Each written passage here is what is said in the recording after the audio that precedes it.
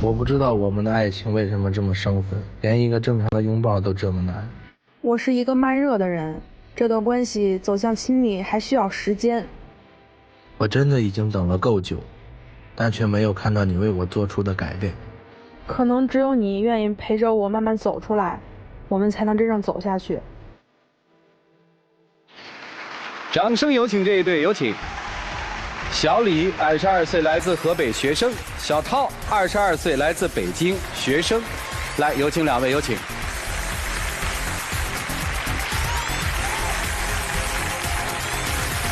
欢迎两位哈，大学同学，对吧？是。谁追的谁？我追的他，现在是你的女朋友是吧？算是。干嘛算呢？到底是还是不是啊？就现在他就不想跟我搞。就是我有点传统，不像他们多，给我点时间等一等我。我俩的感情不是特别纯粹，就平时出去吃饭啊、逛街啊，就拉个手、拥个抱都特别困难，而且就是说什么叫特别困难？而且就出去吃饭、唱歌、看电影，他都跟我 AA，就感觉把我当外人，而且就是他的恋爱观有点那种悲观那种，我总说他，然后他就也没法改变，我就有点手足无措那种。咱别一口气啊！你一口气说了太多的事儿了，咱慢慢说啊。就我们刚好1个月的时候，我带他去看电影，然后我特别挑爱情片，然后我特意就是订的票就最后一排，就人少嘛，到时候可以拉个手啊，搂一下这种。然后挑错了，挑恐怖片儿。到中间的时候，我拉他手，然后他就躲开了，我就以为是他矜持嘛，女生矜持。然后第二次过了一会儿又弄，然后他就直接就叫一声，然后就站起来就走了，直接。因为我觉得1个月时间有点太短了。现在拉过手没有啊？拉过了。谈了多少年了？谈了1年了。但是就是我们现在还就没有接过吻。因为我的家庭父母都比较传统，然后对我有一些多多少少有一些影响。不是这个，我觉得就接受程度可能要慢一些。就跟我身边哥们儿什么，他们知道这事就天天笑话我，你知道吗？然后我也不好意思跟你提这事儿，因为看电影那事儿，那回咱俩吵了一架，然后我就不好意思主动的交流。但是我不是说不是为了给别人看的呀，就是俩人在一块儿，一个就是关系到那步，然后就是会有这个，而有的女方就比较柔弱嘛，他们可能就觉得。我要依靠他，然后就可能会主动要求拉个手啊，就是但是我们出去从来就没有。我明白，就是在你的这个理念里面，认为这是情不自禁的，对吧？对。两个人相恋有一些亲密举动应该是情不自禁的。对。女生是觉得说我得控制着，对吧？是，就接受程度慢一点。行，没那么快。这事儿我们就放在这儿了啊。第二个概念叫 AA 是吧？对，我们就是平时出去吃饭。看电影什么就跟我 AA，但是不是你们说的那种，比如说吃饭前吃个饭就100多块钱，他就会问我多少钱，或者是直接看那账单，就是说精确到个位，然后下次就出去吃饭或干嘛，他会请一顿差不多的，然后比如说送那个礼物啊，他都会就是说还一个或者不要啊。然后比如说吧，我记得有一印象特深刻，就我请他喝了个星巴克那天，30多块钱，然后转了几天嘛，他就给我突然我打游戏呢，突然转过来一个支付宝转账，我说干嘛？他说那是喝咖啡的钱。我倒是可以理解，喝杯咖啡你也转，你这干嘛呢？就是因为你怎么想的，姑娘？就是他说我其实是基于我看到他在学校特别的在乎钱，而且还算计的是我们同学的钱，我就觉得，我哪算计同学钱？就比如说给同学去买个东西，然后他要收一个跑腿费，都是熟人。要是我的话，我就觉得不太好意思，这太杀熟了，没有同学情谊在。我觉得我就联想到我们的感情，我觉得还是不要就是用他的钱，这样。不太好。那我也没挣过你钱啊，对吧？你没挣过我钱吗？我多少？就是在大学，我俩还没在一起的时候，我俩不都是在外联部嘛？然后一起工作的时候，他就在他的朋友圈里边发各种各样的小广告，见到我还各种就是给我推销，然后我实在抹不开面了，我就买了他一个东西，结果我同学跟我说还贵了好多钱。你这叫没赚我钱吗？那别人也是那么多钱，我没说卖给你就比别人贵了，这卖东西买东西就是我愿意买，你愿意卖，他说。比专柜便宜哈。对，所以你这么说，我就很难不联想到咱们俩现在的感情。因为这个事儿，我总说咱俩跟天天这样，就跟拼饭、拼车、拼友似的，有什么意思？你都没把我当自己人，对吧？他就说那天看那个电视剧，就现在好多那种分手之后渣男的报复，我付出多，他就亏欠我，跟我怕给我沾点什么似的。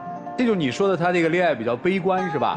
就你是害怕沾了他，花了他的钱之后，万一你们俩不能在一起。他报复你是吧？我当然不是说认为他是这样的人，我是相信他的，就是说这件事难免会在我心里。但是你做法是这么做的嘛？但我觉得就是应该男的花钱，就是我对你我也没有说抠抠搜搜干嘛干嘛，都是你提的。咱们中国传统就是男的应该多花钱，而且就算咱分手，我也不是说送你什么贵重东西要回来，或者是啊，我背后说你什么什么，对吧？但是有一点其实挺好的，说明姑娘第一是清醒，第二还是挺独立的。你应该高兴啊，找到这么一个女朋友，挺开心的呀。啊，就是还有一个就是他发朋友圈啊，他不知道哪找来句子说，恋爱不是必需品，哎，恋爱是保养品。我身边好多那种同学嘛，都看着就问我，就感觉我是不是不太重要这种。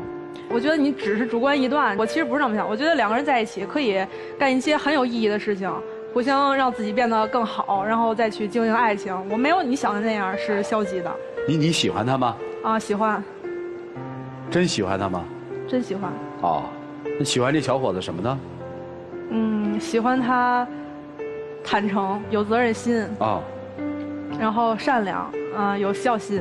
哦，这有孝心你是怎么看出来的？就是我们俩平时在一起不是有兼职嘛，然后兼完职之后，他都会给他爸爸妈妈买一些礼物，一些保养品，评价不低哎，很高哎。说孝心，我想起来一事，今年国庆的时候，他把我领家去了，都带回家了。对他。哎呦，你们家呢？按你那个传统的说法，这就算正经的准姑爷了哈。对，就是他欺负他不拉几都一块吃饭，吃完饭之后。那回就不高冷了，头一回还主动牵我手，还给我夹菜，给我什么，给我披衣服什么的啊。然后他妈妈就感觉还不错，然后给我一个红包，走之前就有点2000块钱。可是回学校之后转过天了，他就把那要走了。对，因为我之前看了他对金钱上特别计较嘛，我觉得咱俩还是金钱独立一点比较好。而且我觉得这个也是父母礼节性的这么一个事儿。如果要是他父母给我的话，我也会给他返回去的。因为你妈妈给我钱，我肯定是到时候会找机会，就是会还给他，或者你就来。那我这不是替你做了吗？但是如果你这样就是，你来要走的话，感觉这就是你把我当外人了这种。还有一点，这次他为什么把我领回家？不是他觉得行了，是他妈妈从小就是给他说，就男人就不太靠谱，不太相信。然后我俩搞对象之后，他妈妈知道就天天问东问西的。然后总问，然后他就不耐烦了。然后他妈妈叫他把我领回家，他回家之前就教我好多东西，说怎么有礼节。然后他还就是一点不高冷，表现出来，就是其实带回家就是为了给他妈妈看。爸爸呢？爸爸也在旁边看。我一直说妈妈没说爸爸，所以我问一句。就是我妈妈可能会比较在意我们俩这个关系吧，她可能会担心一些。看完之后觉得没问题是吧？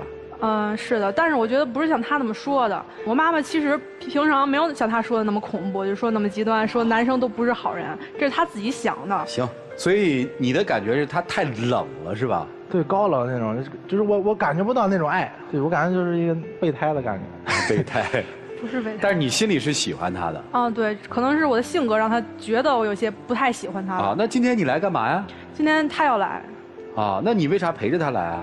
因为我想陪着他一起解决这个问题。你想咋解决？你的观念已经都根深蒂固了。就是我愿意为他做出改变，但是我希望他能给我一些时间等一等我，但是我感觉他好像不愿意等我那种感觉。都就是有点接受不了。我听明白了啊，就是有可能我们这节目成为你初吻的地方是吧？不，什么？就有可能我们这个节目成为你初吻的地方是吧？我们听听老师们的意见，一起进入丘比特问卷。我跟你讲啊，小涛，就是我们大多数的女生，一般来讲前3个月就是热恋期，我们会深情地凝视我们对方的那个爱人，就那眼睛恨不得就看他，然后就拔不出来了。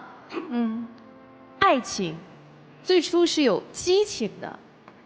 但我在你们2个人身上这段爱情当中，我们看不到任何的激情，而婚姻也是一样的。最佳的走入婚姻殿堂的时间节点是1年到2年之间，因为2年以后可能我们那个激情就过了，结婚的冲动就没有了。但你一点激情都没有吗？你一点都不想去拥抱他吗？一点都没有，对吧？而且正常来讲，他牵你的手，在1个月的时候，我们觉得大部分情况下这个时间节点是合理的。牵你的手，正常女生我们可能会说：“哎呀，讨厌！”就是那种害羞的状态。可是你是大叫跑开，你是惊吓的状态。我不知道你在怕什么，可能是父母的情感对你有比较深刻的影响。但我想跟你说的是，每个人都有每个人的生活，有属于你自己的爱情，你不要活在任何人的情感的影子里面。对面的那个男生和你接触过的也好，认知当中的也好，那男性是不一样的，他就是应该是你的爱人。如果单纯的生理排斥，再加上你们现在的这种心理排斥的情况下，我认为你是不爱他的。你只是觉得这个男生可能适合谈恋爱，然后我在一个应该谈恋爱的年纪，应该有一个伴侣而已。因为你不仅心理上排斥，你经济上的独立，你人格上的独立都宣告说，哎，我们要是分手了，这样比较简单，比较好处理。可是当我们投入到一段感情的时候，我们不太会想到分手的那一天，我们就是爱在当下而已。但你不是，因为爱是没有办法分得那么清楚的，就没办法那么理性。钱也是一样的，你请我吃一个东西，我请你吃一个东西，我们互相买一个礼物，这是为了我们让爱情更甜蜜，彼此拥有更多的回忆。可是你通通拒绝这一切。爱是亲密关系，不管是经济上的、生理上的、心理上的等等，但你完全拒绝，所以我认为你是不爱他的。爱情不是保养品，爱情是营养品，是让我们彼此营养着对方，让我们的青春更加的美丽。祝你们各自幸福，谢谢。好，谢谢左岩老师。来，曲总。这个女孩呢，其实并非有什么问题，我个人觉得。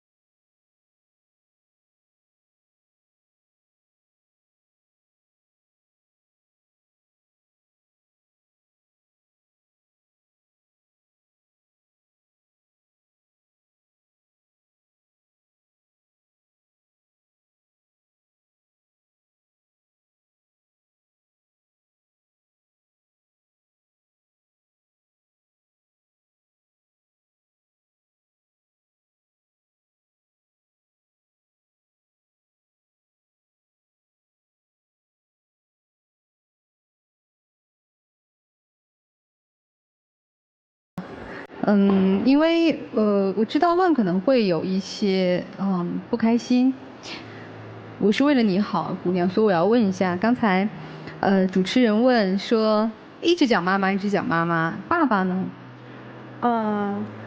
因为我是离异家庭的，就是我爸爸那边再婚了，然后我妈妈那边也再婚了，所以说可能导致我就是有一点不太敢相信别人。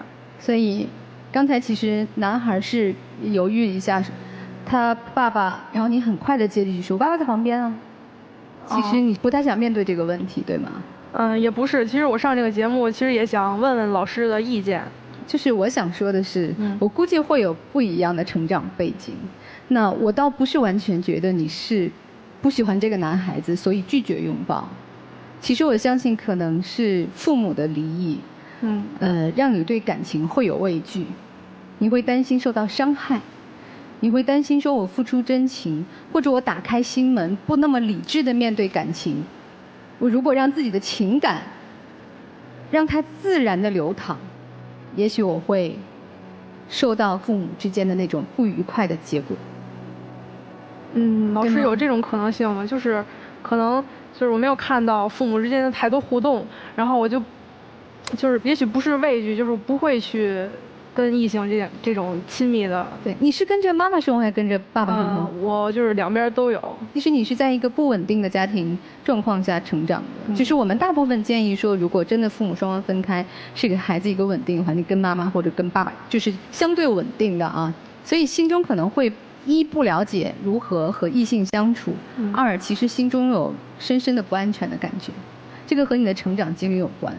但我想给你讲的是，其实我觉得你是一个很健康、很好的姑娘。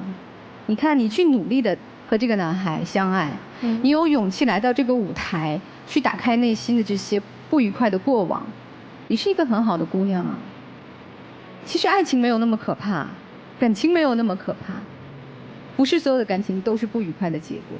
而且，即便我们现在年轻，有可能我们的爱情不一定就走到了婚姻，但是你要相信，曾经的每一次牵手，每一个拥抱，每一次亲吻，那一刻是幸福的。我们总是活在当下啊，你连当下的幸福都不愿意去享受，你不怕错过太多的美好吗？所以我特别希望你能够多一点点勇气，去好好的享受当下。你看这个憨憨的大男孩，他真的很喜欢你，他其实一直知道你的这样的内心的背景，所以一直在等你，对吗？无论将来能不能跟他结合在一起，我们去拥有眼下的幸福，对你来说是最重要的。小伙子，我就说一句啊，我觉得你其实真是挺不错的一大男孩，真心希望和他能够进一步的去相爱。再坚持坚持吧，给他多一点时间，也给自己多一点能够呵护保护他的能力，让他真的愿意打开心扉和你好好相爱。祝福你们，谢谢。谢谢杨老师。矜持啊，不等同于要清高，激情也不等同于要放纵。太轻了反而容易污浊，太高了反而容易折断。所以你会发现，一些家教非常严格的女生，往往容易吓跑爱情，最后容易被一个坏男人俘获。因为家庭对她的这种严苛的教养，成为了她最后的道德绑架。你把这个东西看。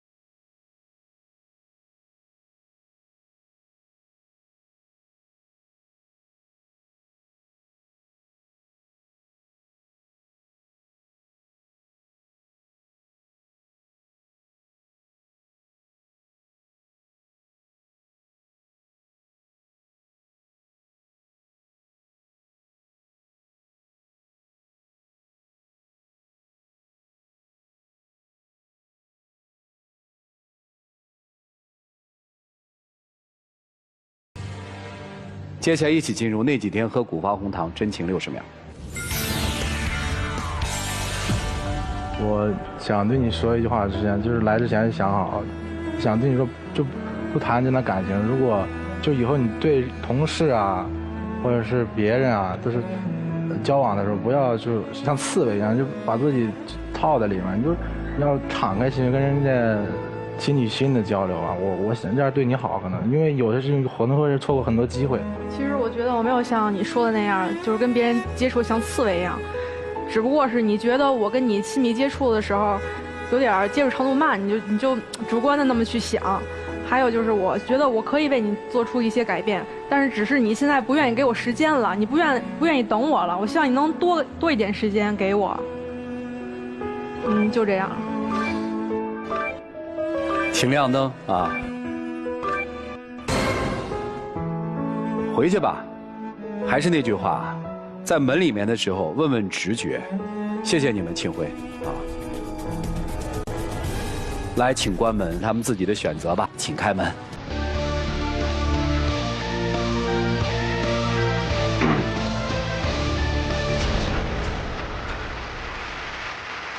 来，姑娘。